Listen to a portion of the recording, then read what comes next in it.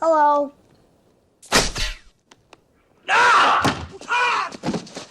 Welcome to Watch Mojo, and in this installment of Versus, we're pitting Home Alone against Die Hard. Do you really think you have a chance against us, Mr. Cowboy? Each film sees a lone hero face overwhelming odds, but who has the better odds of emerging superior? Let us know which action/Christmas movie is your favorite in the comments.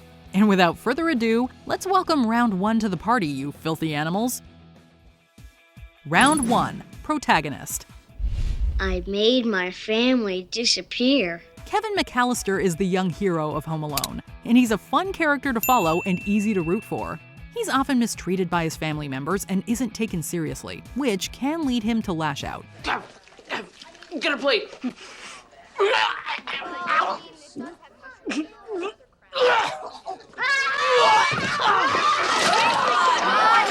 Kevin is quite precocious, being able to look after himself at a young age, bandits and aftershave aside, and having surprisingly mature tastes. Guys, I'm eating junk and watching rubbish. You better come out and stop me. While many have questioned whether he might be a budding sociopath, given the deadliness of the traps he lays for the wet bandits, Kevin still has a good heart. Would you please tell him that instead of presents this year, I just want my family back. No toys, nothing but Peter, Kate, Buzz, Megan, Linny, and Jeff. And my aunt and my cousins. And if he has time, my Uncle Frank. John McClane is a New York cop and basically an ordinary guy caught up in an extraordinary situation when Nakatomi Plaza gets taken over by apparent terrorists. Come out to the coast, we'll get together, have a few laughs. Part of what makes John such a compelling and relatable character is that he's not the ordinary action hero. He's not invincible. He makes mistakes, he gets hurt, and he tries to deal with things through humor. He's also surprisingly clever, though. I promise I will never even think about going up in a tall building again. John is an underdog, but that only makes his eventual triumph over Hans Gruber and his men more satisfying. Happy trails, Hans. John's rocky relationship with his wife could be a mark against him, but they make up by the end. Plus, marriage is hard enough without armed attackers getting in the middle. How is my wife, Holly Gennaro? Holly McClane. Both of our unlikely heroes are great, but we give the slight edge to John McClane. He's more experienced and a little better adjusted. This round goes to Die Hard. Welcome to the party, pal! Winner, Die Hard. Round 2, Villains. Heroes are often only as good as their villains, and the wet bandits make for great foils to Kevin in Home Alone. You left the water running, didn't you? What's wrong with you? Why do you do that? I told you not to do it. Harry, it's our calling card. Calling card. All the great ones leave their mark. We're the wet bandits. You're sick, you know that? Harry and Marv are prolific, but not very bright thieves.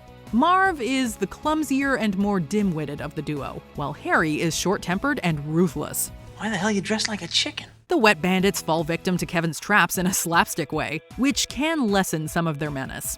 Being antagonists in a kids' movie also takes away some of their edge in general. Harry really wants to swear, but doesn't, for example. What? What? What? What happened? Get that little... Even so, in the annals of children's movie villains, they remain remarkably threatening and memorable. Die Hard has a whole cavalcade of would-be terrorists but actually thieves to choose from. As their leader, Hans Gruber is obviously a standout, with his sharp wit and quick thinking letting him deceive not just the FBI, but also John McClane, albeit briefly. Don't kill me, please! No, please! Don't kill me, please! Whoa, relax. Relax, I'm not gonna hurt you. His raw charisma and intelligence make him among cinema's greatest villains. But even the rest of his crew is great. Carl's quest for vengeance on John for the death of his brother makes him an intimidating contrast to Hans. Theo is a Weasley tech specialist with a dark sense of humor. Oh my god, the quarterback is toast! And who doesn't love Uli sneaking that candy bar? If anything, we just didn't get enough of some of them. As much as we love Harry and Marv, Gruber and company have them beat in brains, effectiveness, quality, and quantity. This round sees another point for Die Hard. Merry Christmas. Winner, Die Hard. Round 3. Arsenal. This is my house. I have to defend it. Kevin uses a variety of traps for the wet bandits. He ices his steps, uses tar, nails, micro machines, paint cans, and much more.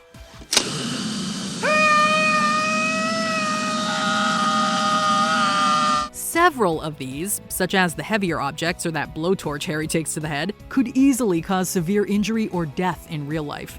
However, their effects on the wet bandits are about as realistic as on Bugs Bunny. Even so, we have to give points for the variety of Kevin's arsenal and for how creatively Kevin uses his improvised weapons against his foes. Got him!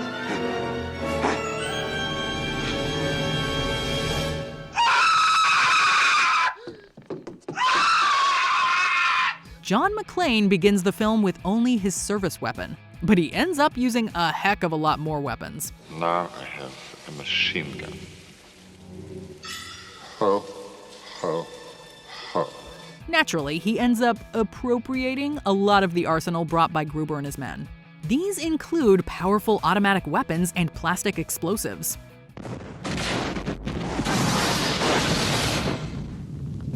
McClane also makes use of items he finds at Nakatomi Plaza to use against the terrorists in various ways, from an axe to open the elevator shaft to a chain to strangle Carl with.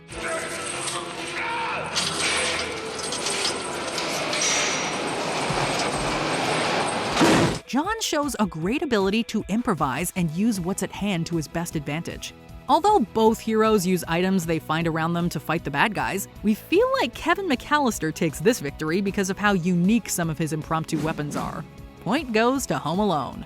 Winner, Home Alone. Round 4, Holiday Spirit. Home Alone is set at Christmas time and really leans into the holiday spirit. I'm dreaming of a white Christmas. There are Christmas songs aplenty, and Kevin's house and neighborhood are decked out in lights galore. But even while the film embraces these superficial trappings of the holiday, Home Alone also touches on the more wholesome aspects of the season. I'm kind of upset about it because I really like my family. Even though sometimes I say I don't. Sometimes I even think I don't. Do you get that? I think so. Kevin is deprived of his family and sees how lonely being without your family can make you through his neighbor Old Man Marley. And as terrible as some of his relatives can be, Kevin ultimately feels better when they return home. Well, at least when his mom does. Oh, Kevin, I'm so sorry.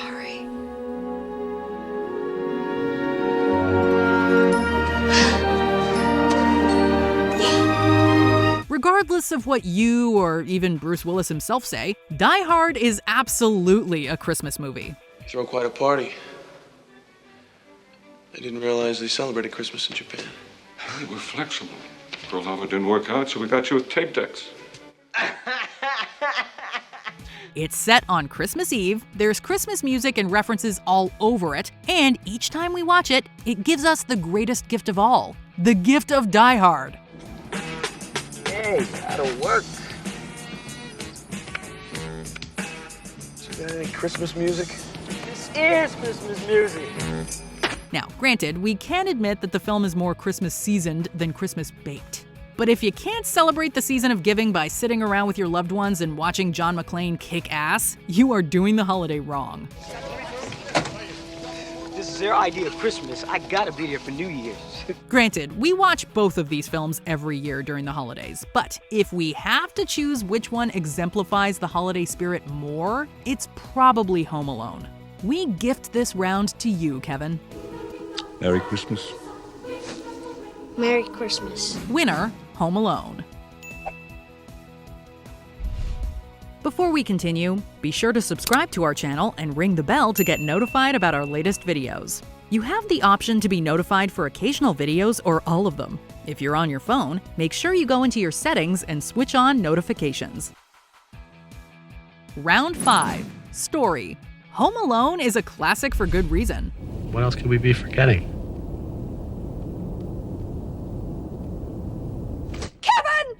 Kevin being left at home and discovering the true meaning of Christmas while also fighting off two criminals is wildly entertaining decades later. Yes! Yes! Yes! Yes! Yes! Sure, there are contrivances like the family being so oblivious they forget Kevin, and the fact that Kevin doesn't call the police earlier on the two burglars. Seriously, isn't he supposed to be smart? But then the movie wouldn't happen, and we still love it, plot holes aside. Hey guys, check this out. Oh, go back! Oh, go back! Go back. Okay.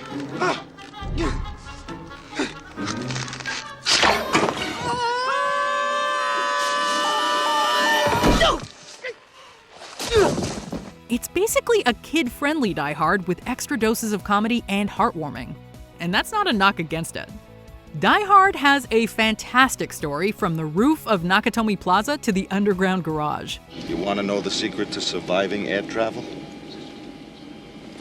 After you get where you're going, take off your shoes and your socks. Then you walk around on the rug barefoot and make fists with your toes. Fists with your toes. It's got fantastic set pieces, brilliant foreshadowing, surprising twists, rising stakes, and a host of small moments that add up to an incredible experience. It's got a formula so compelling, lone hero takes on a bunch of bad guys, that it spawned dozens of imitators.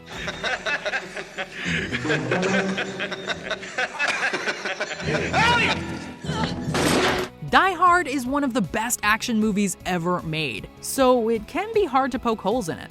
A few things could have been conveyed better. John figuring out Hans is a terrorist relied on a deleted scene, for instance, but otherwise, flawless. Got invited to the Christmas party by mistake. Who knew? Both films have spectacular stories that are endlessly entertaining. They both have their flaws, but at the end of the day, we have to go with both. This round is a tie. Each film has its strengths and weaknesses. We're not going to tell you which is better because, honestly, we can't decide. Yippee-ki-yay, mother... Did you enjoy this video? Check out these other clips from WatchMojo, and be sure to subscribe and ring the bell to be notified about our latest videos.